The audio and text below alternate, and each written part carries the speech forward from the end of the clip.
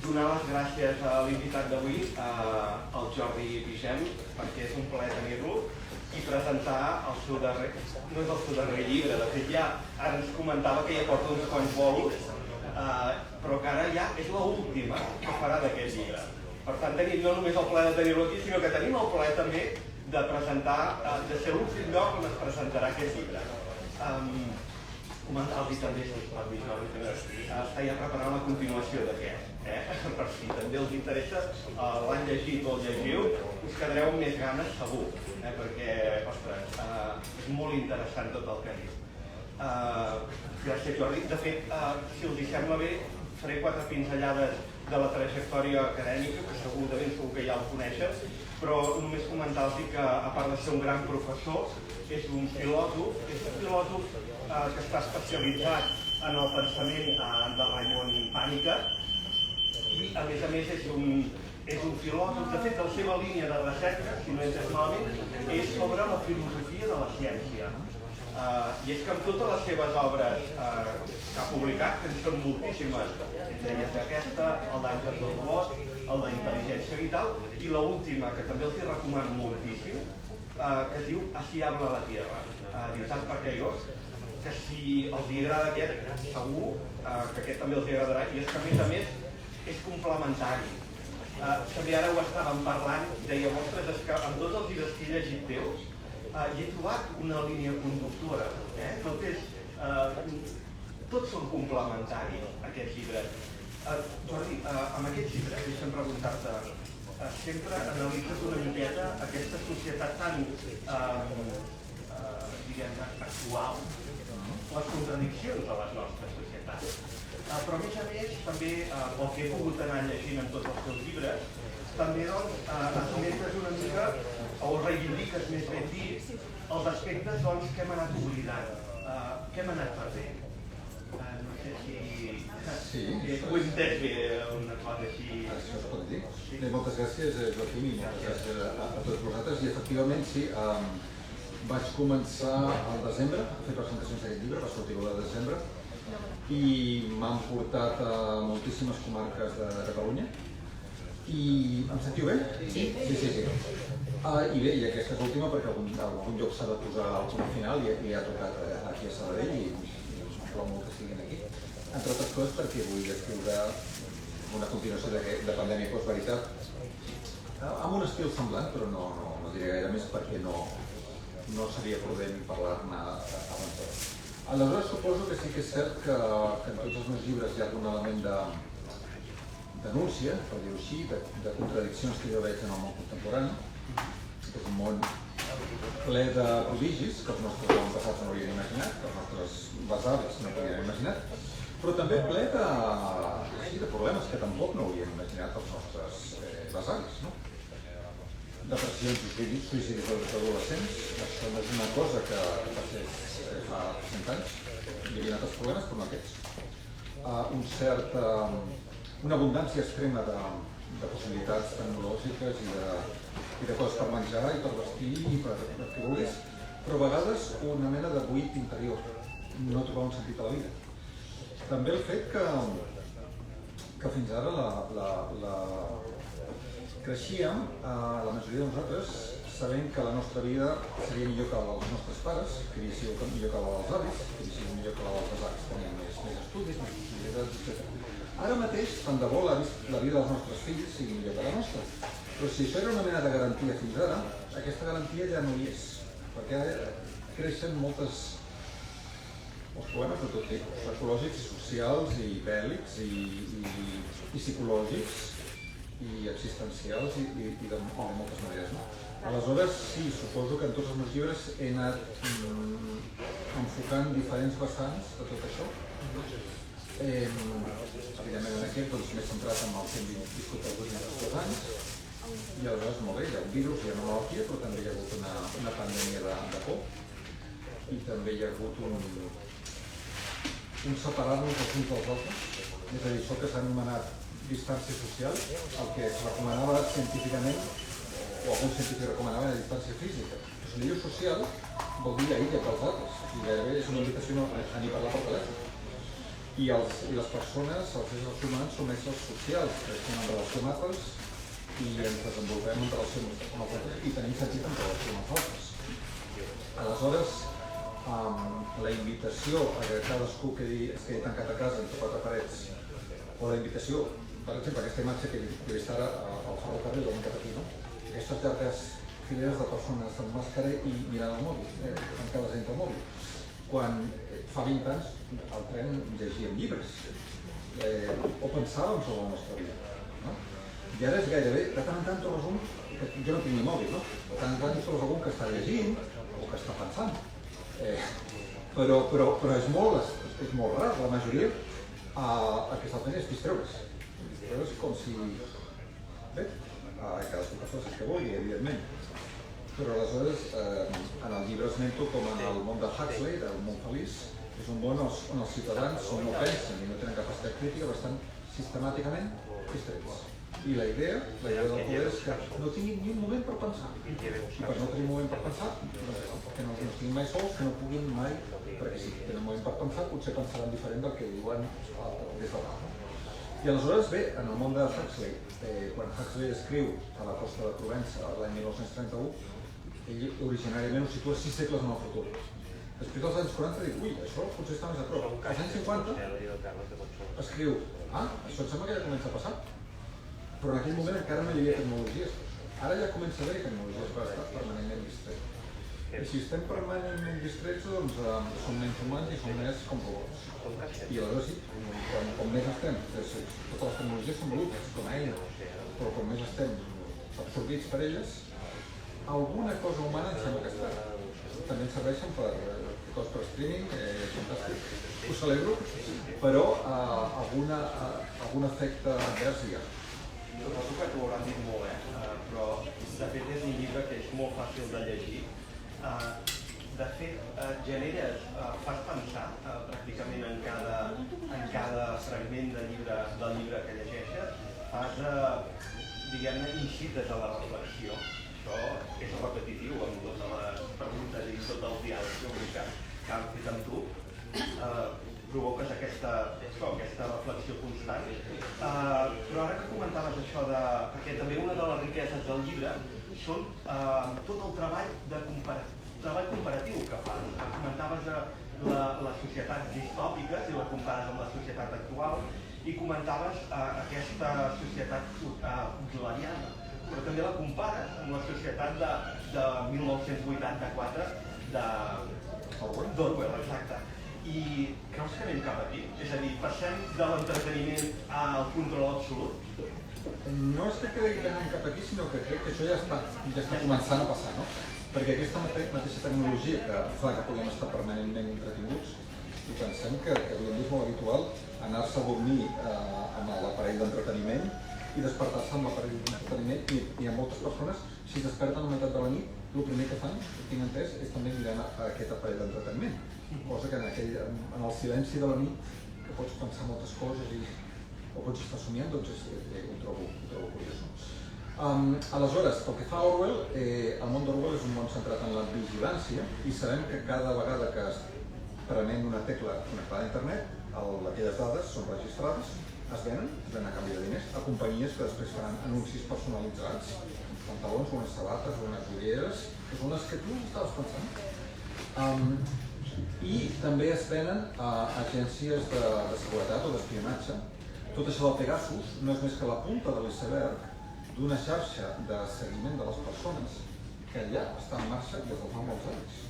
Pegasus és un cas extrem, però no és molt diferent del que es fa. O sigui, cadascú de nosaltres té milions de dades guardades pels serveis secrets dels Estats Units i segurament de Rússia i de Xina i de qui sigui. Que en principi no faran res, però si mai tenen alguna cosa que en puguin fer, els aniran a buscar i allà estan tots. Milions de dades de cadascú de nosaltres.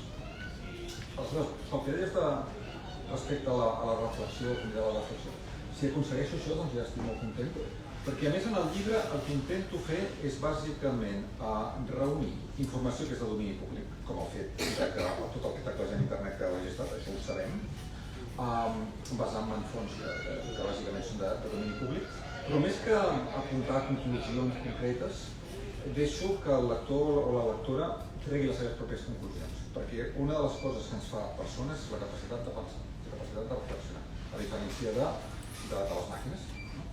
I aleshores, cultivar el pensar per tu mateix és una de les coses essencials de ser persona. Per això aprenem a llegir de petits, perquè si es tracta de que treballem com a robots o com a formiguetes, com a només caixer de supermercat o operari d'una fàbrica, etc., potser no cal aprendre a llegir. Al sistema ja li va bé que no sapiguéssim llegir. I per això s'ha de celebrar l'existència de les llibreries, que no sempre és fàcil.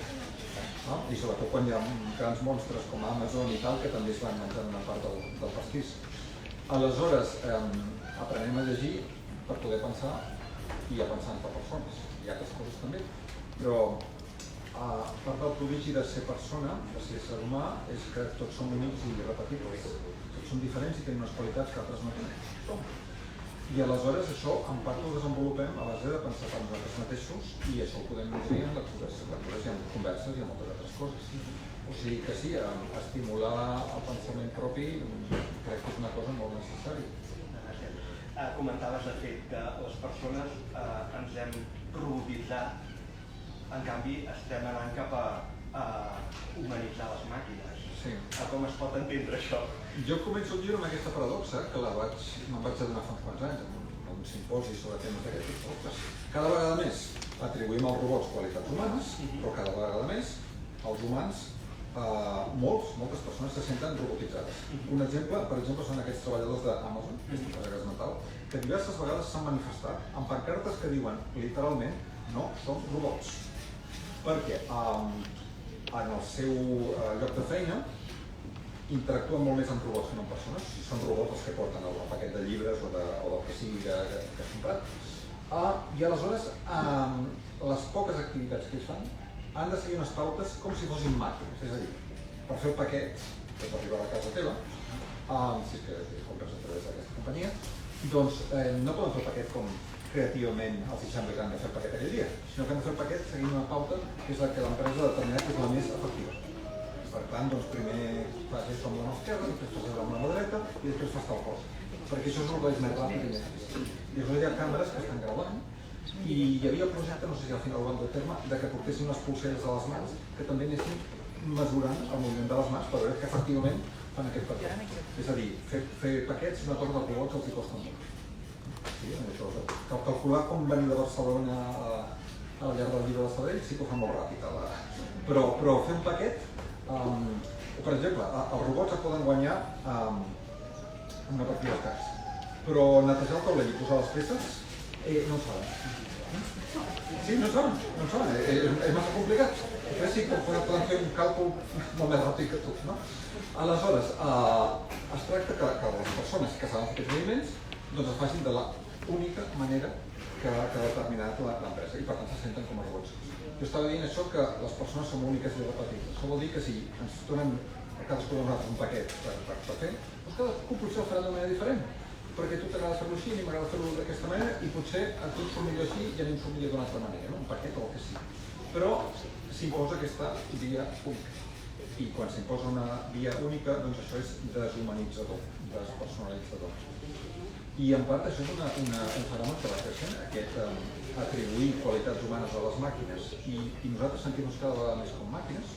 Després d'aquesta idea de fondre persones i màquines, tot això que s'anomena transhumanisme i que és anar esborrant la diferència entre persones i màquines, són màquines fantàstiques, però en la mesura que siguin eines que podem utilitzar per tenir una vida més creativa, més plena, més fàcil, més còmoda, més el que sigui, però no per anar-nos convertint nosaltres en màquines. De fet, el poder, el que sigui, li va fantàstic que siguin màquines. No són ciutadans. De fet, ho deies, ens ha anul·lat la capacitat de pensar, però també la capacitat, en els teus llibres, de sentir, la capacitat de l'atenció, d'estar atent a l'aquí i a l'ara. Sempre també remarques molt el joc que hi ha d'haver, o el paper que ha de jugar la consciència. Amb el tema de l'atenció hi ha un estudi molt curiós fet per Microsoft, l'empresa de tecnologia, l'empresa que és un multimilionari tan famós que s'ha fet encara més famós amb la pandèmia i que, curiosament, totes les seves inversions són, perquè segueix fent inversions, perquè escrigui llibres o alguns escriptors, les seves inversions són sobretot en empreses farmacèutiques i tecnològiques. I curiosament, les empreses que han guanyat més diners amb la pandèmia són les tecnològiques i les farmacèutiques, que és on invertia ell. Quina casualitat. Aleshores, amb el tema de l'atenció, Microsoft Canadà va fer un estudi segons el qual havia anat davallant la capacitat que tenim les persones d'estar concentrats en una cosa, en una conversa, en un llibre, en mirant un quadre, en una fotografia.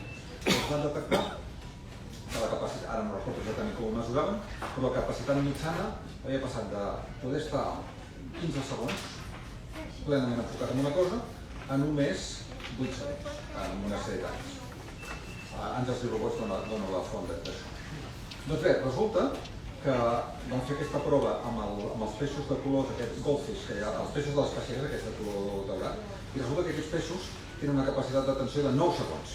Una qual cosa, els humans estaven a 15, els peixos estaven a 9, i al cap de 7 o 8 anys, els peixos seguien a 9, naturalment, però els humans havien passat a 8.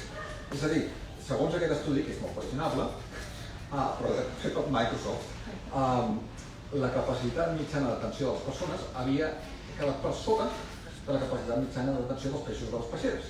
Aleshores, això segurament és molt qüestionable, però no deixa de ser inquietant o significatiu que, i en qualsevol cas mostra que efectivament la nostra capacitat d'atenció va davallant. És a dir, abans la gent, ho sabreu aquí, comprava novel·les de 50 pàgines i se les llegien.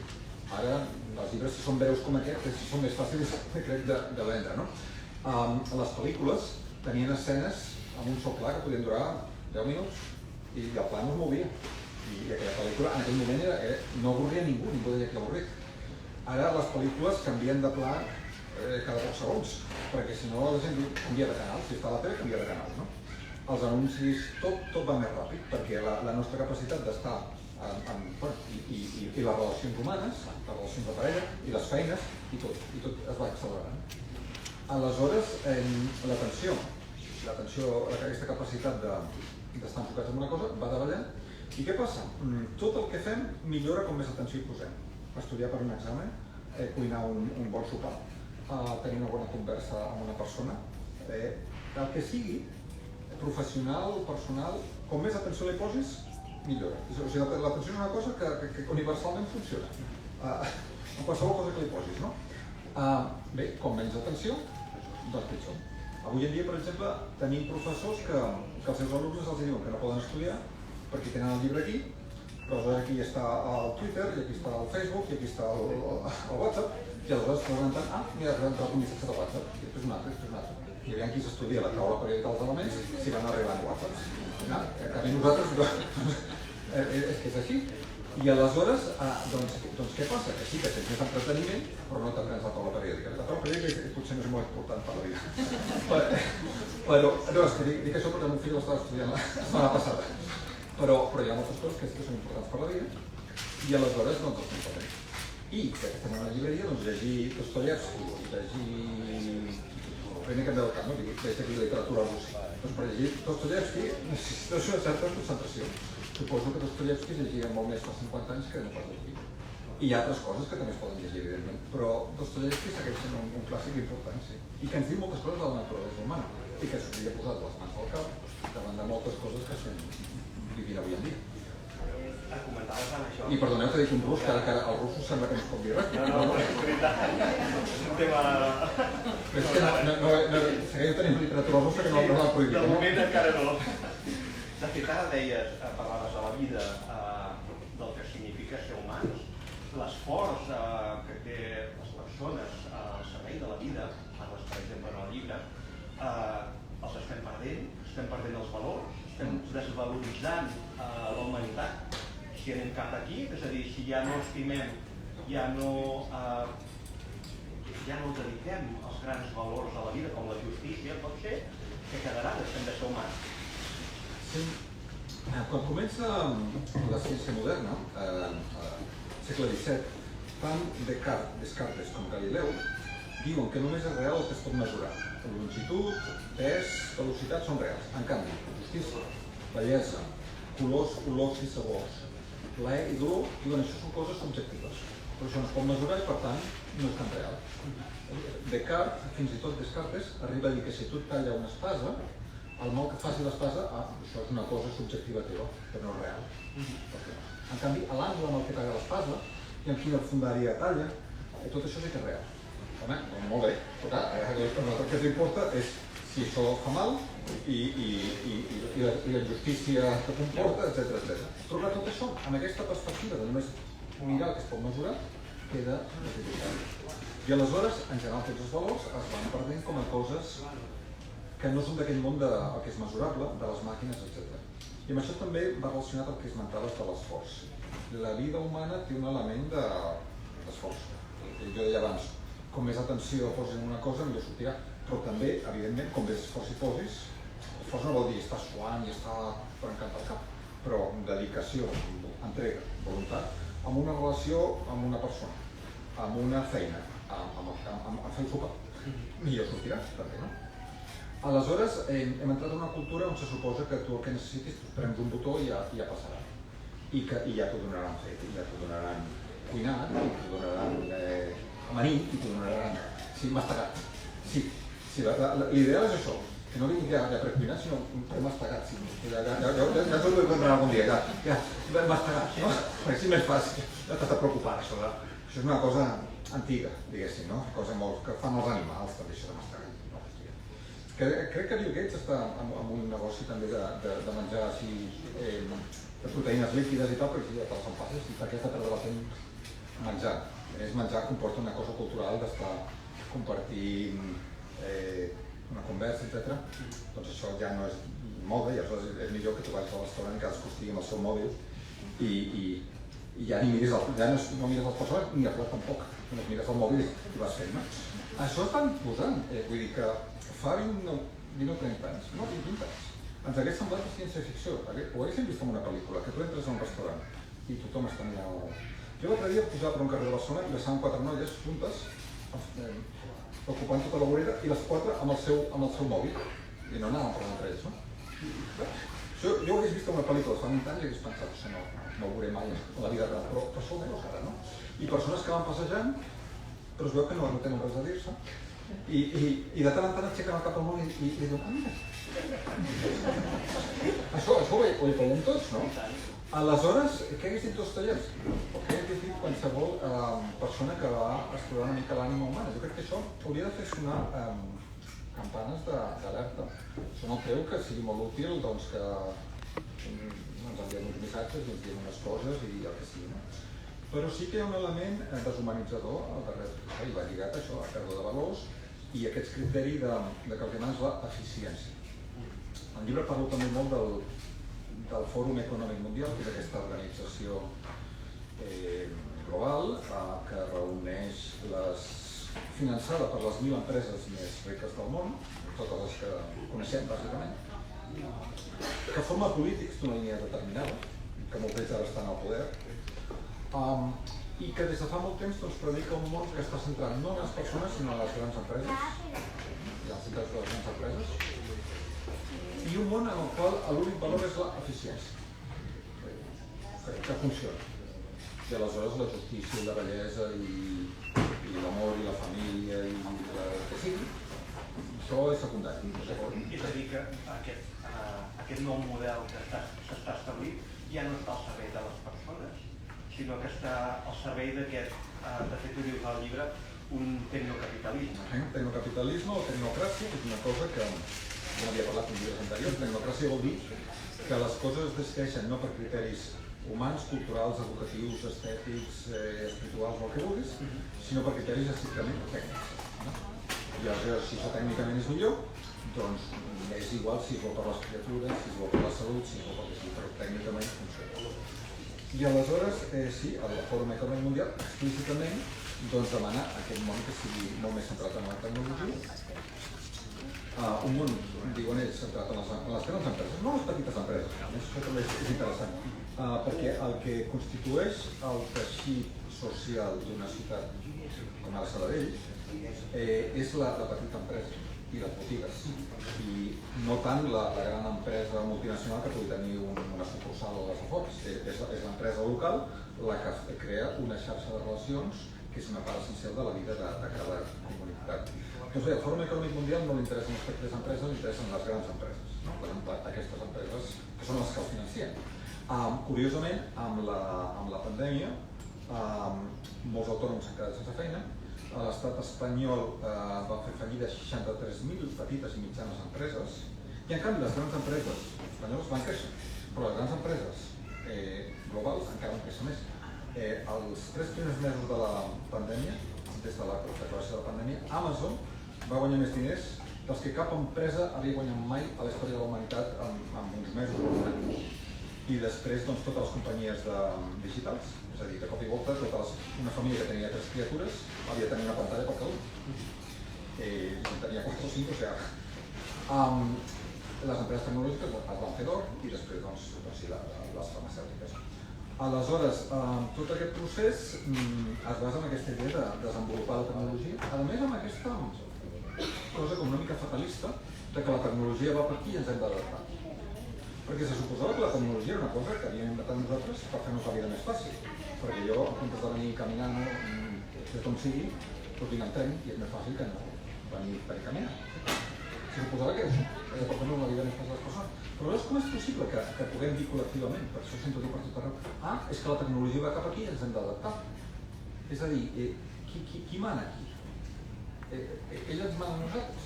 Doncs en realitat sembla ser que sí, que a l'hora de la veritat sí que ens mana a nosaltres. I això els filòsofs que al segle XX van reflexionar sobre la tècnica, i Panikkar n'era un, però hi ha molts altres, tots acaben arribant a la conclusió que la tecnologia té una dinàmica pròpia, que fa que vagi cap on ella vol. I aleshores només falta que surtin persones que sí que volen basar-ho tot amb els criteris propis de la tecnologia. Però això suposarà la destrucció de la humanitat. Si continuem així, doncs, si això segueix per aquest camí i les persones no defensem la condició de persona, no defensem el nostre espai interior, que és on surt la reflexió, la intel·ligència, la capacitat de pensar, la capacitat crítica, doncs anem cap a un món on es desenvolupa una sèrie de tecnologies que suposadament millorament humà, que li diuen, no? Que es fan més fort, més intel·ligent, més capaç de parlar idiomes, més no sé què, però evidentment aquestes tecnologies seran per qui les pugui pagar. I hi ha gent que està parlant que hi haurà dues classes, els que tenen totes aquestes pròtesis tecnològiques, que els converteixen en superhumans o no sé què, i els altres que ens quedem aquí fora de joc i que seguim llegint llibres en paper i aquestes coses, i menjant mirant-nos a la cara, i conversant i mirant-nos als ulls.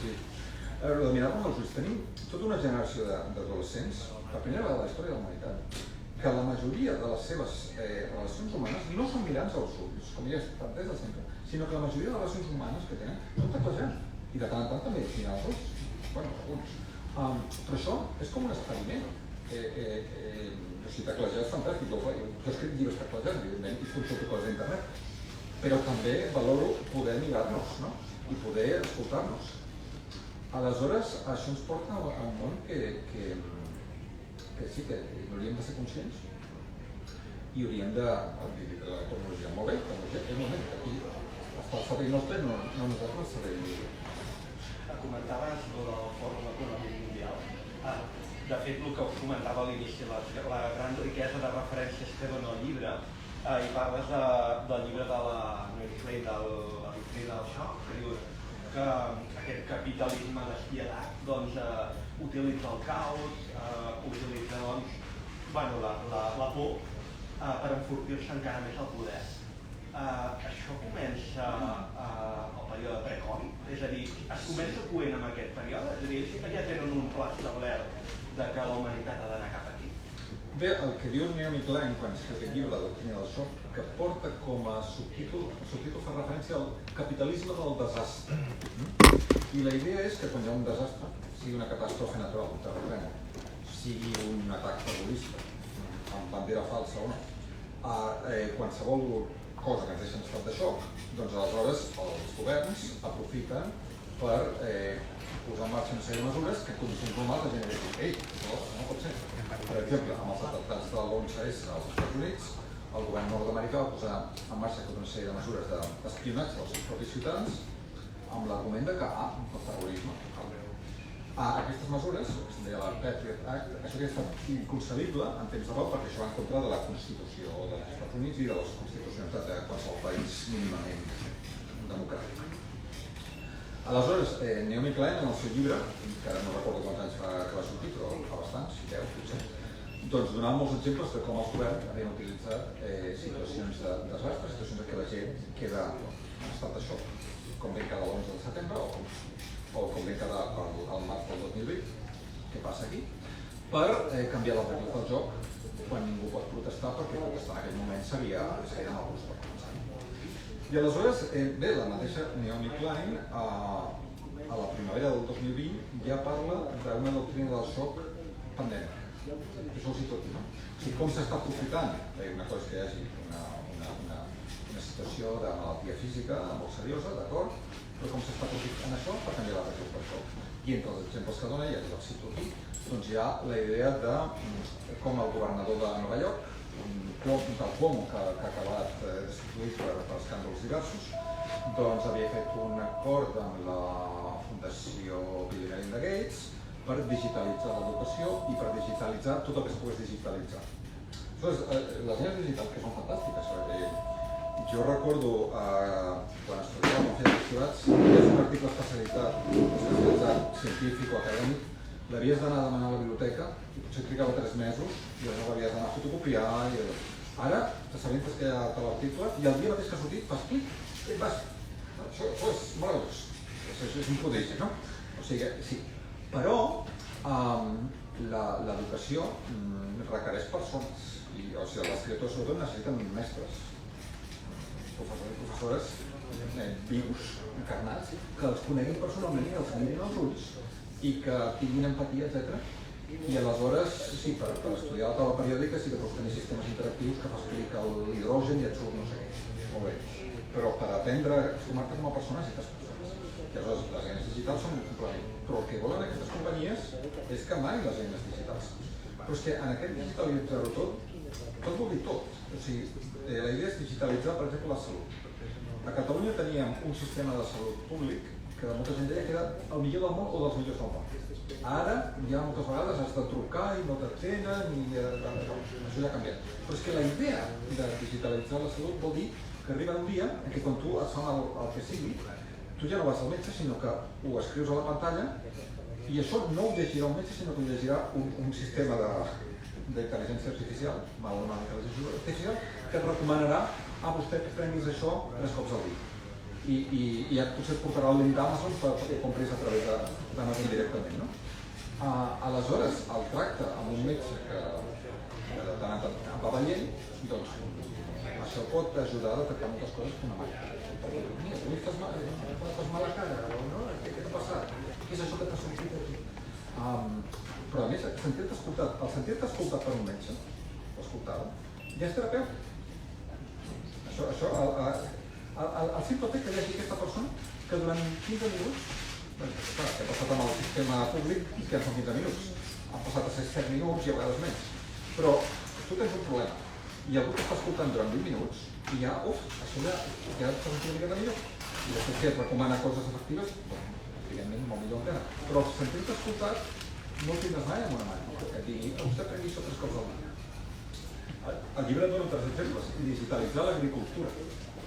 Què vol dir digitalitzar l'agricultura? Doncs vol dir que fora pagesos i fora ramaders i fora pastors i que tot el conreu d'aliments es faci a través de tractors sense conductor, robots i dades enviades a través de drons i satèl·lits, etc.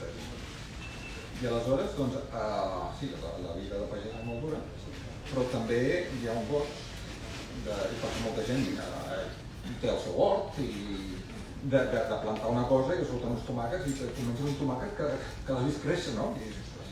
Doncs no, la idea és que fora de veure créixer els tomàquets i a més que ja vinguin produïts de fàbrica. És a dir, aquesta idea que tenen moltes criatures que la llet no la fan les pares, sinó que surt d'una fàbrica, doncs que al final serà així. I aleshores la idea és digitalitzar això, l'educació, salut, agricultura, tot. Com més és digitalitzat, més fàcil de manipular. Les eleccions que es fan en un paper són molt lentes de comptar i tal, però quan es fan per sistemes digitals hi ha hagut casos de suposat frau, perquè bé, canvies l'algoritme una mica i perquè surten més vots i per tant surten més i ves ara a detectar-ho. Ara que ha dit això, el tema de la prosperitat, és a dir, de fet parles, per exemple, quan dius, esmentes allò que deies. De fet, em va sobtar molt quan allò que deies del Fòrum Econòmic Mundial, dius, ostres, és que aquí formen part grans grups, parles dels grans fons d'inversió, dels quals hi ha el BlackRock, i dius, és que dins de BlackRock hi ha AstraZeneca, hi ha Pfizer. No és que hi hagi dins, sinó que BlackRock és el principal accionista sí, de Pfizer, AstraZeneca, el país, o sigui, el grup Prisa, que és el país, la Gràcia, etc., tenia un deute, crec que era de 1.000 milions, i això va comprar BlackRock. Entre BlackRock i un altre grup que es diu Vanguard, mou una quantitat de diners superior al producte interior brut de Gran Bretanya, Alemanya, França, Itàlia, Rússia i Espanya junts, entre dues companyies. Nosaltres tenim més poder que qualsevol president del govern. I aleshores, doncs, si el país té com a principal accionista BlackRock, i BlackRock també és el principal accionista de moltes empreses, doncs el país no podrà parlar massa malament d'aquestes altres empreses. És de sentit comú. I hi ha un altre tema en relació amb això és la concentració de poder cada vegada més exagerada. Jo recordo haver llegit al segle XX, els que hem viscut 2 segles, que el 20% de la humanitat tenia tant com el 80%. I vaig pensar, això no hi ha res. Però després va ser l'1% que tenia tant com el 99%. I ara és l'1% de l'1% que té tant com el 99,99%. O sigui, per molt que hem anat predicant que anem cap a un món més igualitari, en realitat no. Els multimilionaris són molt més multimilionaris i la resta anem bastant. I de fet, en un món, per exemple, que comentaves això d'aquests grups, comentes, dones veu testimoni, portes un testimoni d'un director, crec, d'una de les publicacions farmacèutiques científiques més importants i diu que es falsegen els articles, de fet són mentida molts articles que es donen per cert. En un món en el que ja es dilueix la veritat de la mentida que fora, en un món... Sí, Orwell, una de les coses que li preocupen i que es posa a 1984 és que és un ministeri de la veritat que es dedica a canviar l'aspecte de les coses. A vegades tinc la impressió que darrere moltes coses que estem vivint hi ha gent que ha estudiat Orwell, ha estudiat Huxley i diu, mira, podríem fer això. Això del Ministeri de la Veritat és una bona idea. I canviar el significat de les paraules. Per exemple, la paraula immunitat sempre s'havia referit a la persona que havia passat una malaltia. I podies tenir una certa immunitat a través d'una vacuna. Però aleshores ara aquí ha canviat tot. La immunitat de veritat se supone que és la que et dona la vacuna i no la que et dona haver passat la malaltia. I això és molt. Això lliga amb les paraules de manera molt curiosa. Aleshores, el que tu deies, jo en el llibre, de fet, em dono testimonis de directors o exdirectors de les 3 principals revistes mèdiques del món, Lancet, New England Medical Journal i British Medical Journal, que tots 3 diuen que una bona part del que publiquen, no pas tot, però una bona part del que publiquen no és cert.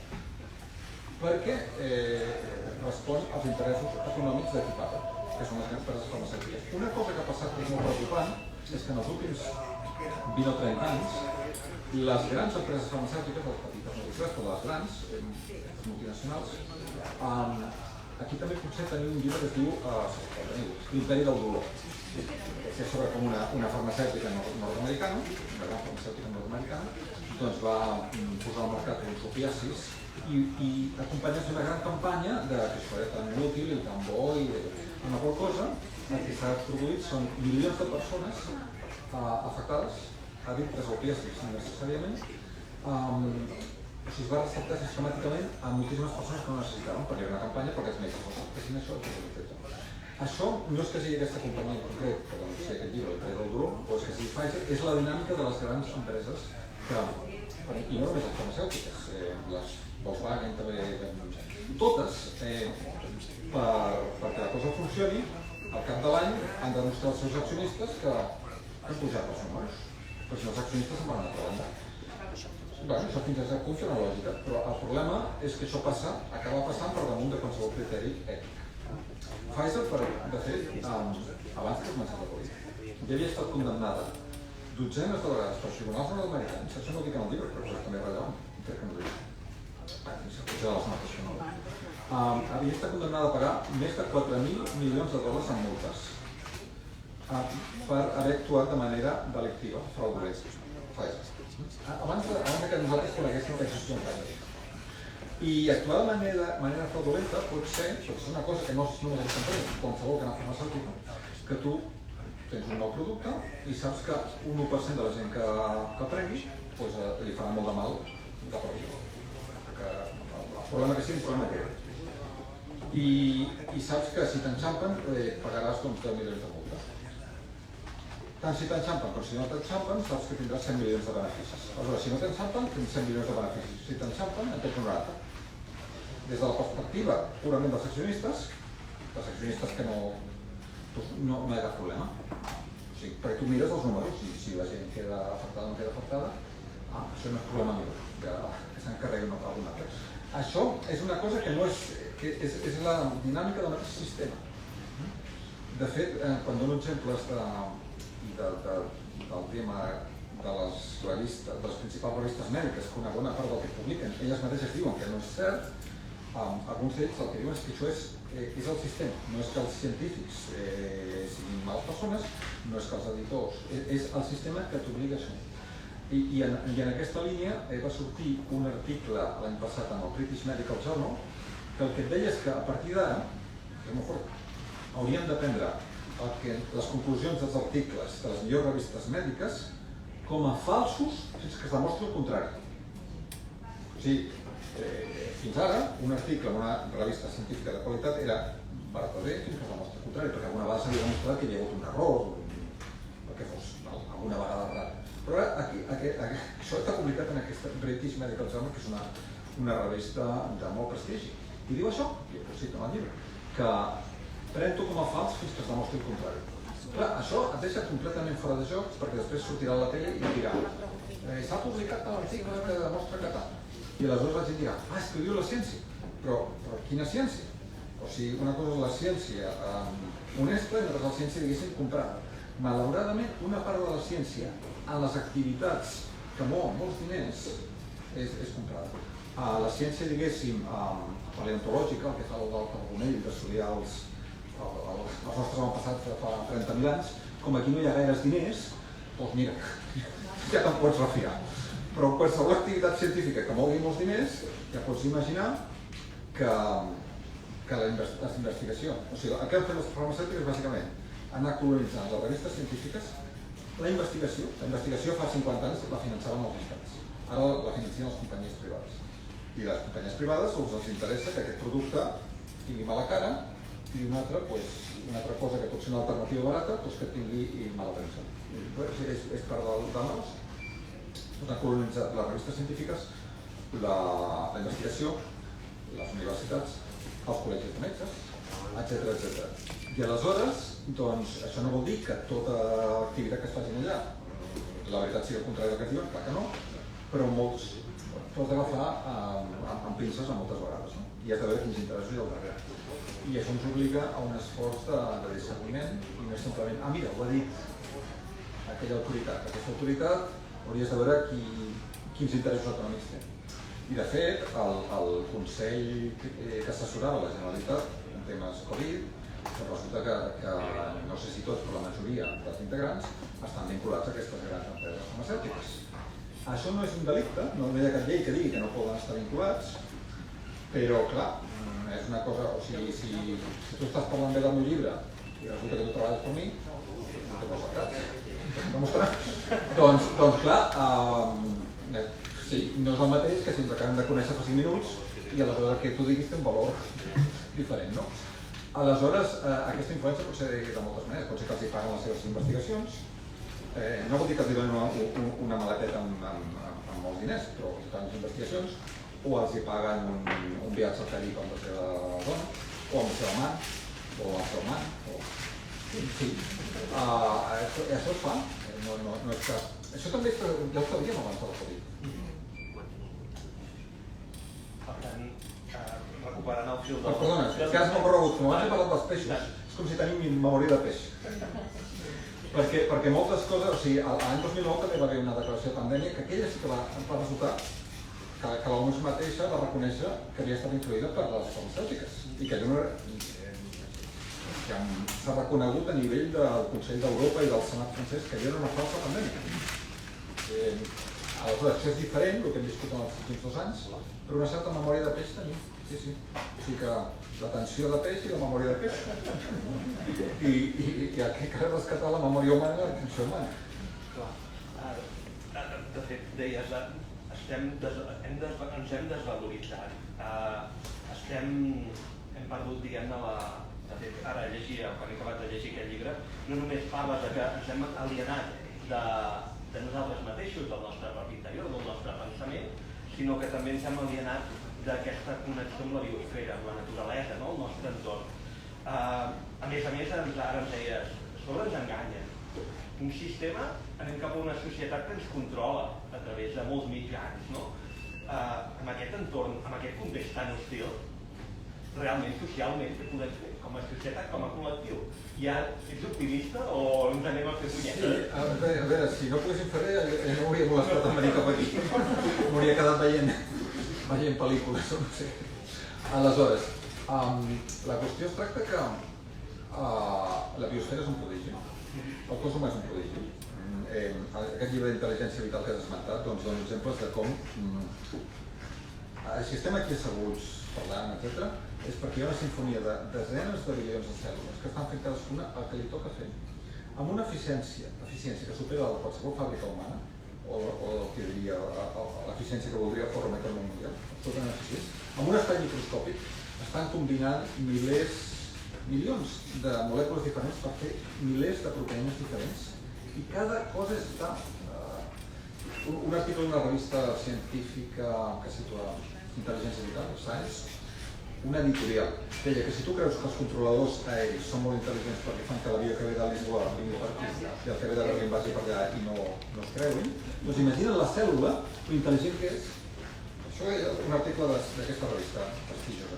Perquè fa que aquesta molècula vagi cap aquí i l'altra molècula vagi cap allà, perquè si en comptes d'anar cap allà va cap a una altra banda, doncs es desmunta tota aquella sinfonia. Però és que resulta que això està passant en un espai microscòpic a temperatura ambient, en silenci, sense produir contaminació i amb una eficiència increïble. I ho està fent no només una cèl·lula, sinó milions a la vegada, desenes de milions. De bilions, bilions amb B. Aleshores, si estem aquí parlant, etc., és perquè el nostre metabolisme està fent centenars de funcions que no hi ha cap premi Nobel que pogués organitzar. Si hem menjat alguna cosa fa poc, doncs la digestió, l'assimilació del que sigui. Tota una sèrie de processos que no hi ha cap premi Nobel de química, ni de fisiologia, ni de res que sapigués organitzar. Això està passant i és un prodigi. Llavors és un prodigi el fet que tenim la consciència, podem pensar, podem comunicar-nos, podem discernir una cosa d'una altra. I és un prodigi la biosfera, que és una mica el que intento també reflectir en aquest llibre. Aleshores, a la vegada que tenim tots aquests prodigis, i en som part d'aquests prodigis, doncs tenim tota una sèrie de circumstàncies o de forces, o de com ho vulguem dir, que intenten tenir-nos més controlats, intenten extreure un profit econòmic, intenten moltes coses. Si en parlem, ja estan fent la primera passa per recuperar la nostra humanitat i la nostra dignitat i simplement la condició de ciutadans de països suposadament democràtics. Per exemple, a Catalunya hem tingut tota aquesta embranzida pel dret a decidir, però és que abans que el dret a decidir sobre el territori, el dret a decidir sobre la teva vida, i sobre el teu cos, i sobre què fas amb la teva vida. És un dret a decidir molt elemental. I aleshores, bé, la mesura que siguem conscients que tenim aquests drets, no perquè ens els regali des de Madrid o des de Brussel·les, sinó perquè el tenim perquè som, perquè existim. Això és part de la naturalesa humana. del fet de ser persona. Doncs sí que és un món de moltes llums i ombres. A diferència potser d'èpoques que han sigut molt tranquil·les. O, per exemple, jo vaig néixer a l'època de Franco i quan vaig començar a tenir gust de raó, doncs ja estava molt clar que el problema era la dictadura i s'havia d'anar cap a la democràcia. Això era per tothom era de sentit comú. Això per algú no, però era molt fàcil. Avui en dia és molt més complicat, és molt més confós tot plegat, no? I és com si les notícies que llegim als diaris, que a vegades, més que aclarir-nos les coses, encara ens confonen més, no? I ens donen versions molt sesgades de moltes coses. Però la qüestió és que sí, és com si veiem que augmenta la foscor, però també diria que augmenta la llum. Hi ha molta gent que té molta consciència, hi ha moltes organitzacions dedicades a coses molt nobles i molt dignes i molt valuoses. Aleshores, sí, augmenta la llum i augmenta la foscor, i això fa que sigui un món més intens. I si alguna vegada havia dit amb la crisi, vaig escriure un llibre que es deia Bona crisi econòmica, el 2009, i una de les coses que deia, però crec que també es pot aplicar aquí, és que si abans de néixer tu haguessis demanat d'anar a viure a un món que fos molt interessant, doncs no t'haguessin enviat a l'època de Franco, que deia jo, que estava molt clar, no t'haguessin enviat a l'edat mitja, que si eres fill de fuster series fuster, si eres fill de noble series noble, ja estava tot així ja pautat, t'haguessin dit, mira, vés-te'n al segle XXI i ja veuràs com està tot. Que sigui el que vas aprendre a la universitat, ho has de reprendre tot perquè ja no sabés. Sí, pot dir així. I on la teva capacitat d'influir és molt més gran que en un món que fos estable. I aleshores, tant si ets mestre, com si ets llibreter, com si ets periodista, com si ets metge, com si ets científic, com si ets el que sigui, hi ha molt més marge per influir i canviar les coses cap a la direcció que tu sentis que és la correcta. En aquest sentit, és un món molt interessant. Entre altres coses perquè no tenim idea d'on hem mirat. Perquè jo recordo, al segle XX hi havia molta gent que feia prediccions de com seria el món d'aquí 20 anys i tal. Ara ningú s'atreveix a dir res. Ja no es fa. I a més aquestes prediccions, als anys 50, és molt curiós perquè ja a YouTube trobareu prediccions d'aquestes, per exemple, als anys 50, 1950, que diuen que l'any 2000, no passat, doncs estarem amb unes naus espacials al voltant de Júpiter i aquestes coses, o que hi haurà cotxes voladors. Això era una cosa, sí, era evident que l'any 2000 tothom aniria en cotxes voladors, jo encara no n'he vist cap.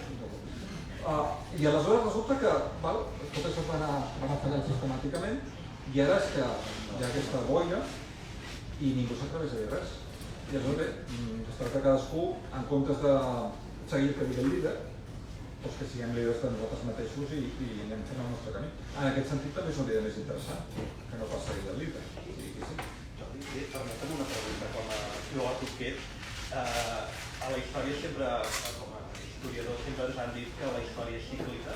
Creus que ens és convenient en el moment en què estem vivint un procés d'involució?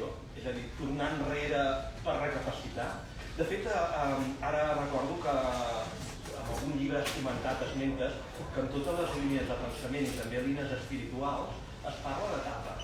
Una etapa fosca, una etapa intermitja i una etapa en què tot torna a l'harmonia. Creus que estem iniciant aquesta etapa fosca? De fet, ara parlaves d'esclar-obscur, però... Sí. A veure, aquí cito algunes tradicions que parlen per una escala, diguéssim, de segles o de milers d'anys, no? Sí. Anar enrere no es pot anar enrere, es pot frenar. Pot baixar la velocitat i veure on som. Perquè aquí el que bàsicament fem és que quan tenim un problema accelerem. I accelerem cada vegada més. I clar, si vas per l'autopista tens un problema, anar accelerant i no sembla que sigui la millor cosa, però és una mica el que anem fent, anem accelerant cada vegada més i sense saber què ve després, no? I a més això, quan diem que no sabem quin món anem d'aquí 20 anys, és com si anem accelerant i ja no tenim senyals que ens diuen cap on anem ni res, però no, el que veig és accelerant. Aleshores, frenar una mica sí que aniria bé, perquè clar, hi ha tota una dinàmica que ja està en marxa. A la línia de frenar, per exemple, hi ha aquesta idea del decreixement econòmic, relacionada amb la constatació que el tenir més coses i més diners no necessàriament et fa tenir una vida més satisfactòria, sinó que sovint et fa tenir més estrès i més problemes. hi ha molta gent que han deixat feines impagades per tenir una vida més senzilla, en un nord, o hi ha gent amb estudis doctorats que se'n van a fer de pastors al Pirineu, i després el que diuen és que la seva vida és molt més plena, no? Si frenar una mica, sí. Aleshores, què passa a nivell més de foscor, etc.? Això no ens toca saber, és part de la intriga de la pel·lícula. Sí, això és com una pel·lícula molt interessant. Part de la gràcia és que no sabem el final, no? I part de la gràcia de tota bona pel·lícula o novel·la és que al final et sorprendrà. Et sorprendrà sigui com sigui. I aleshores, a la història sí, la història està plena de girs inesperats. Això també suposo que els historiadors... Per exemple, jo vaig llegir que 2 anys abans de la Revolució Francesa és impossible predir la Revolució Francesa. Perquè, per exemple, els pagesos tenen gana, però hi havien tingut gana 40 vegades als 100 anys anteriors. No hi ha res que objectivament digui, mira, aquí hi haurà una Revolució Francesa. Jo tinc l'experiència d'haver estat a Berlín Oriental 3 mesos abans de la caiguda del mur, a l'any 89, si no m'equivoco. I en aquell moment no hi havia cap expert en ciències polítiques que hagués escrit, miri, el mur està a punt de caure. Ningú s'ho esperava. Si a l'agost del 89 tu travessaves aquell mur, veies un sèrie de militars amb les metralletes carregades, a punt de disparar per matar, amb ordres de disparar a matar, si algú s'acostava al mur I bé, això portava no sé quantes dècades, i la idea és que això seguiria moltes dècades més. I aleshores, de cop i volta, al cap de 2 mesos i mig, 3 mesos, doncs ciutadans d'una banda i l'altra del mur van dir això no té cap sentit. És com si va haver un canvi de consciència. I van anar amb martells a donar cops al mur. I aleshores els soldats que tenien ordres per matar van sentir que no havien d'utilitzar armes, que també ells van sentir que no tenia cap sentit el mur. I els seus oficials, els capitans o el que sigui, en comptes d'empresonar-los, de castigar-los, no, I aquell mur es va acabar sol sense matar una sola persona. Cosa que, si algú ho hagués dit 3 mesos abans, hagués dit, vostè està bo. Aleshores, això va ser un fenomen inesperat i després pot interpretar de moltes maneres, però la qüestió és que no hi havia cap manera objectiva de predir què passaria. En tot fenomen històric, els historiadors potser després arribeu i reuniu dades, però en aquell moment, els protagonistes d'aquells esdeveniments, hi havia coses que no deien, perquè, tu saps el que saps, però després hi ha coses que no les sabràs fins d'aquí 20 anys, què està fent altres persones en altres llocs en aquell moment. O sigui que sempre hi ha un element d'impredictibilitat, per bé i per mal. O sigui, pot haver gent que està planejant coses terribles, que no sabem, però també poden haver forces que ajuden a que triomfi la dignitat humana i totes les coses que valorem. I aleshores, doncs, diguéssim que la partida està oberta i pot passar de tot i això és part de la gràcia de ser persona. Que no tens un final programat, perquè això no serien robots, no? I al món feliç de Huxley, a més, les persones estan programades per viure 60 anys. El dia que fan 60 anys, fora. Que de fet els moviments d'eugenèsia vinculats amb el Fòrum Econòmic Mundial o el transhumanisme, hi ha gent que explícitament ha dit que la gent gran cada any hauria de presentar-se, però no la gent, no tothom hauria de presentar-se davant d'un tribunal per justificar perquè estan vius. A mi jo estic viu perquè soc un bon llibreter. Sí, això són declaracions gravades, no? Jo estic viu perquè soc bon fuster. Clar, això és perversament contrari a tota dignitat humana i al respecte que devem a la gent gran gràcies a la qual nosaltres estem aquí, els que han estat els nostres pares, mestres, companys, el que sigui, tota la generació anterior que ha permès que nosaltres estem aquí, no? Però no, des de la perspectiva de l'eficiència i de la tecnocràcia, el dia que tu ja no pots ser un bon historiador o un bon llibreter o un bon no sé què, com justifiques que estàs menjant cada dia? Clar, això és... Però això ens porta un món on no hi ha valors i només importa el que és... Perquè una màquina fa això, no? Si el cotxe ja no tira, doncs busques un altre. Clar, fer-ho això amb les persones, si comparem les persones a les màquines, si borrem la distinció entre les persones i les màquines, aleshores, el dia que la persona ja no és prou efectiva, no és prou eficient, ja no produeix prou, fem un altre. Clar, això per posar-se les mans al cap, però és que a més, des de totes les tradicions de la humanitat, sí. Quina opinió li mereix la llei natural? No ho conec prou. No ho conec prou. Una part és aquesta idea que, la part més fàcil és aquesta idea que els nostres drets no ens els dona l'Estat. I nosaltres tenim uns drets que són persones. El que passa és que hi ha una sèrie de desenvolupaments de la llei natural, per exemple, amb el concepte de persona, que a mi em sembla que és una mala traducció de l'anglès people, perquè en anglès person és una altra cosa. No ho sé prou per parlar-ne. És que a més, una cosa que passa en el món d'avui és que hi ha tants temps, no? I clar, jo aquí intento tocar-ne molts, crec que en toco bastants, però és que encara hi ha molt més. I aleshores a vegades em pregunten coses que l'únic que puc fer és ser honest i dir no, mira, potser en saps tu més que jo i jo el dia que tingui temps ho estudiaré més a fons, o sigui que aquí no puc entrar. Gràcies. Però sí, si vols ja portem aquí una estona, obrim el diàleg. Sí, si ha hagut alguna pregunta més. Aquí, sí, el micro. Bueno. Sí. No, jo crec que s'ha de diferenciar moltes coses. La tècnica ha solucionat moltíssimes coses, moltíssimes. Ara jo em trec una vista, vaig allà, amb un llibre i la dona per bona, pot ser robada, i me la dona ben petita, però bé,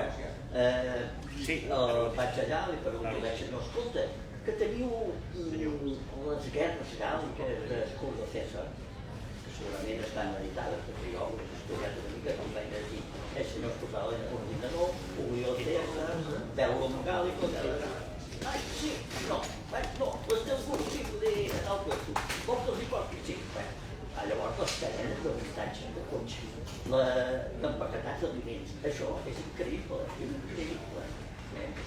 vol dir que cadascú ha d'agafar el que li és positiu.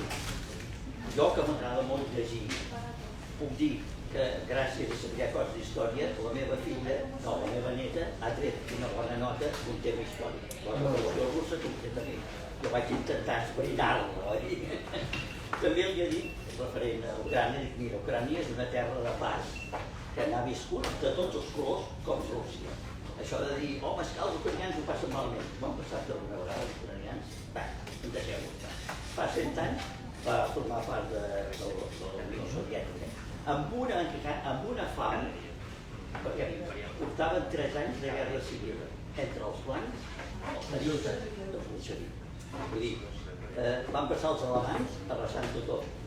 Els alemanys es van retirar i arriba van venir els russos matxacant a tothom. Vull dir que van donar ben clar. Hi ha coses que... Sí, que ja no tinc cap fill. Tot és molt relatiu. Tot és molt relatiu. Jo tinc un mòbil, però no sé fer anar.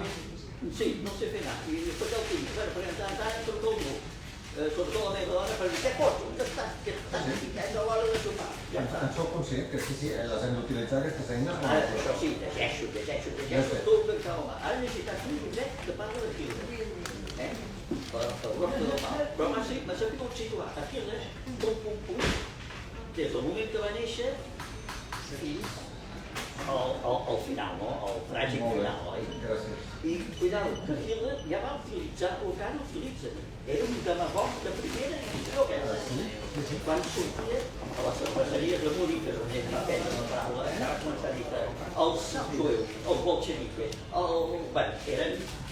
tenien la culpa de tot el que passava a Alemanya, i la dius va prendre.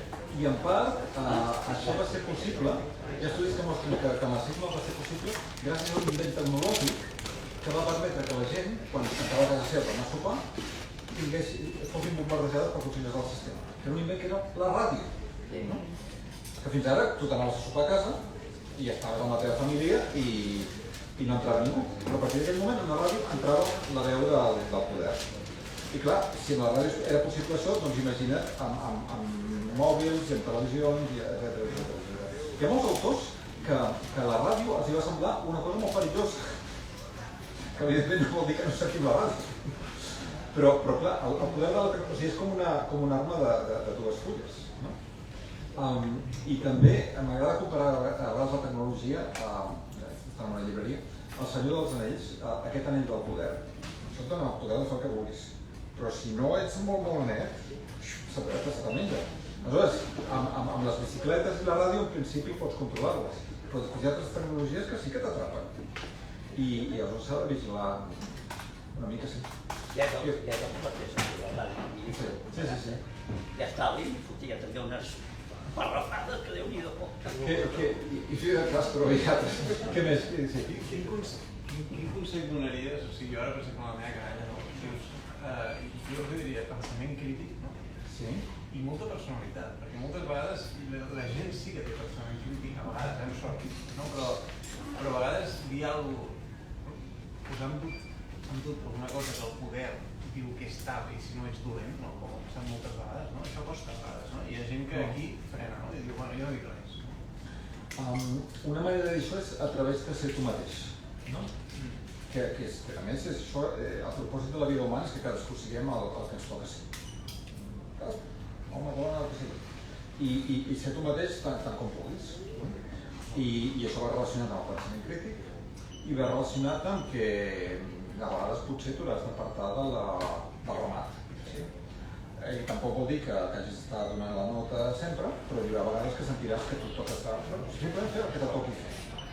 I jo quan escric aquest llibre sento que em toca fer aquest llibre i no sé en quins problemes em posaré o si jo no calculo si val la pena fer aquest llibre o no.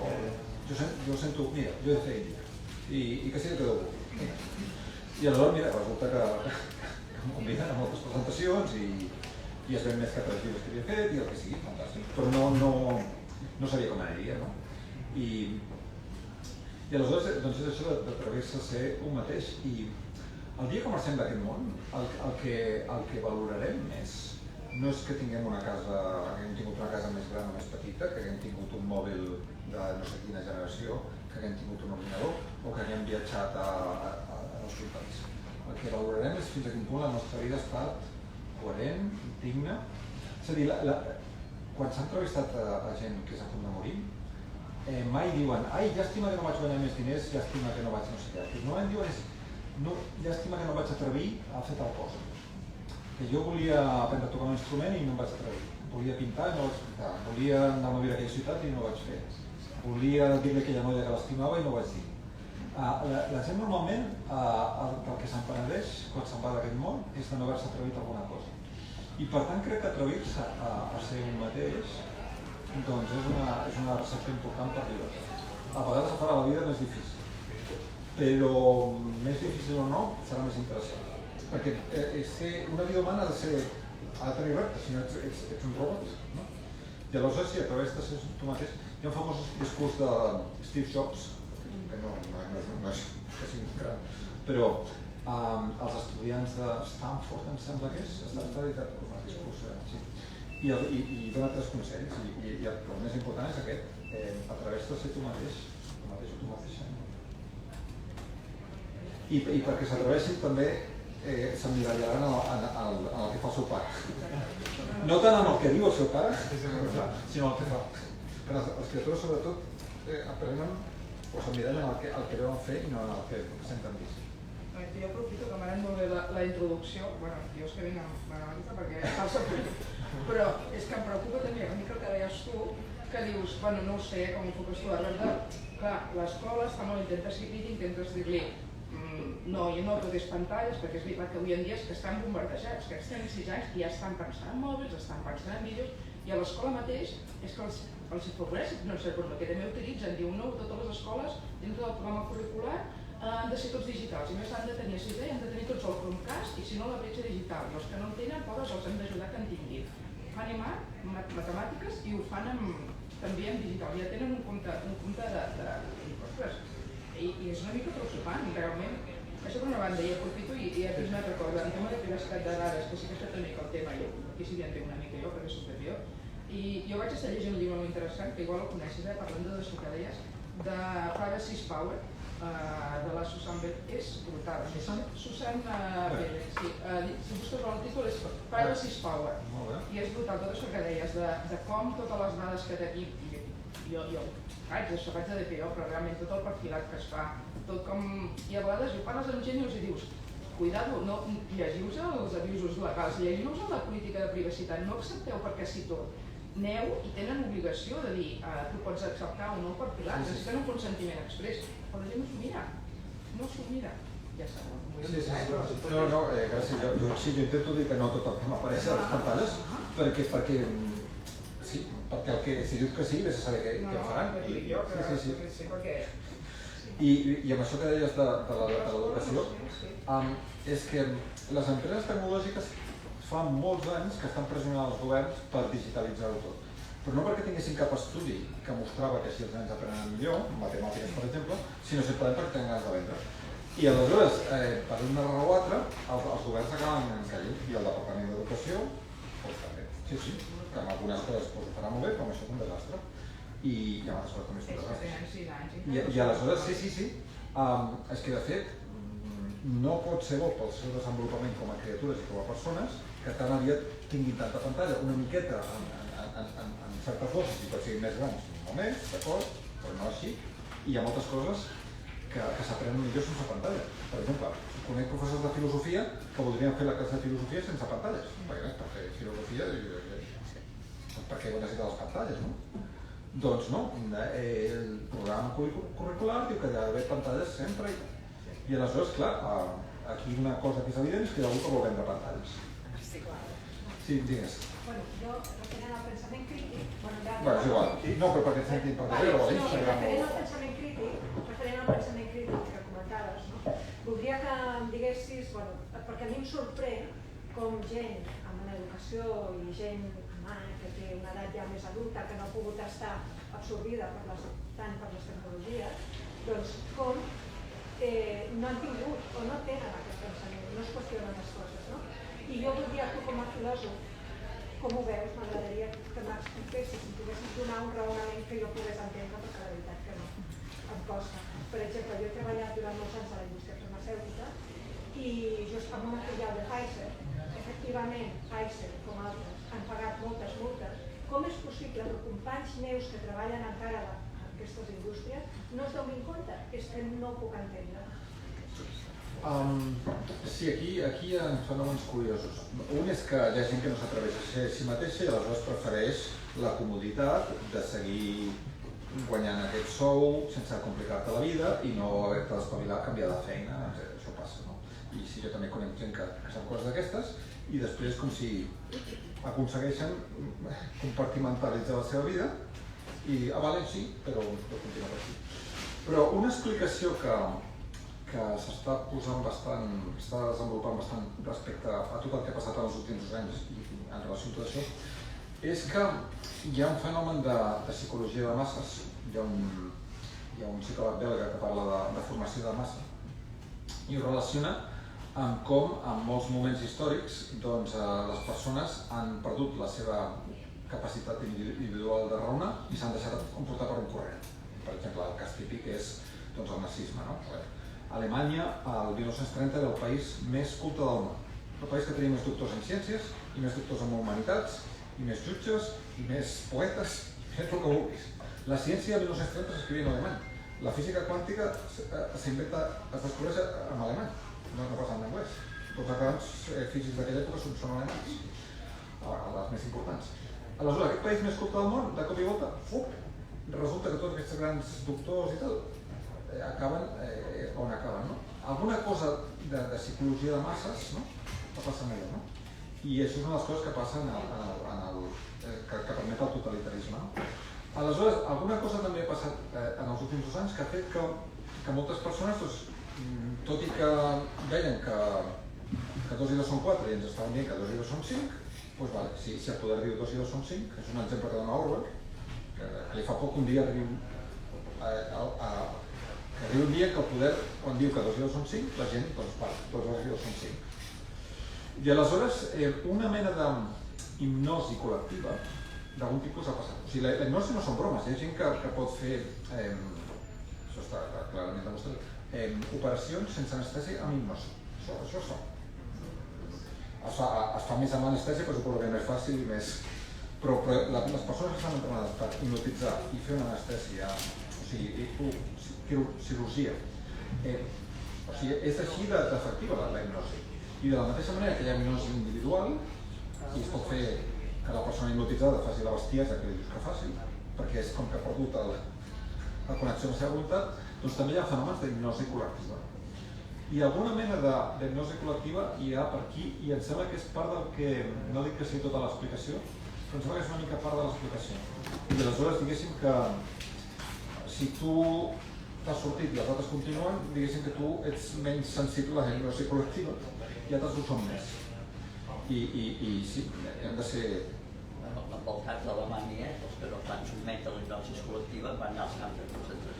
Sí, o es van escapar a Alemanya, als Estats Units o a Rússia, sí. El 33 puja Hitler al poder, Sí, ja sabem. declara abolir tot l'església. Sí. I els socialistes i comunistes als camps de concentració. Sí, ho A Dachau, sabem. al primer camp. Aleshores, alguna cosa d'això hi és. I bé, doncs és important estar alerta. Jo també, sí, en aquest nou llibre que vull escriure, una de les coses que vull tocar és aquest fenomen d'hipnosi col·lectiva i què passa i com prevenir-lo, perquè a més és un fenomen absolutament destructor de la democràcia i de tot el que se suposa que és la vida civilitzada, en la que tothom estarem d'acord, siguem políticament o que sigui el que sigui, no? O sigui, és una cosa que la gent d'esquerres i de dretes i sobiranistes i no sobiranistes tothom pot estar d'acord.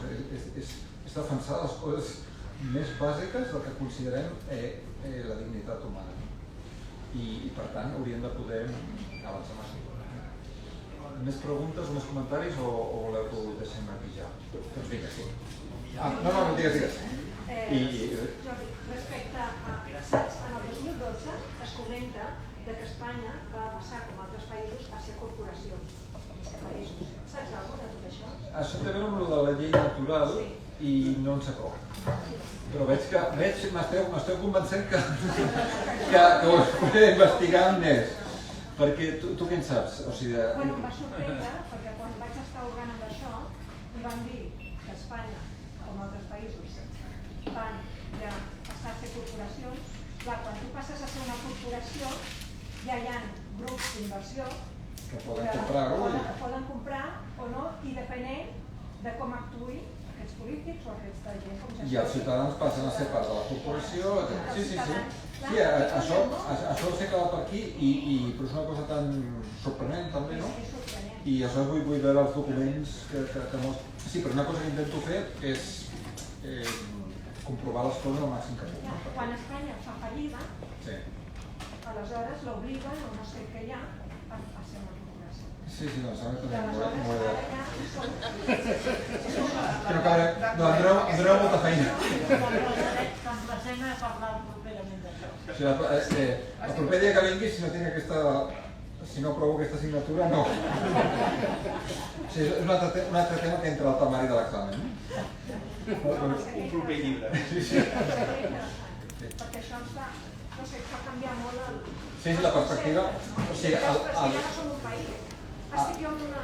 O sigui, el que sí que podem dir segur és que la mercantilització de la vida s'està expandint de totes les maneres. I aleshores, per tant, en aquest sentit, no seria sorprenent que aquesta mercantilització arribi a aquest extrem. Bé, moltes gràcies. Si algú vol que signi el llibre, aquí... Gràcies.